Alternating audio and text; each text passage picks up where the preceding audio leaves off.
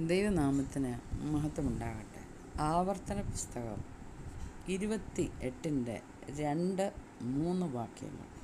നിന്റെ ദൈവമായ യഹോവയുടെ വാക്ക് കേട്ടനുസരിച്ചാൽ ഈ അനുഗ്രഹങ്ങളെല്ലാം നിനക്ക് സിദ്ധിക്കും.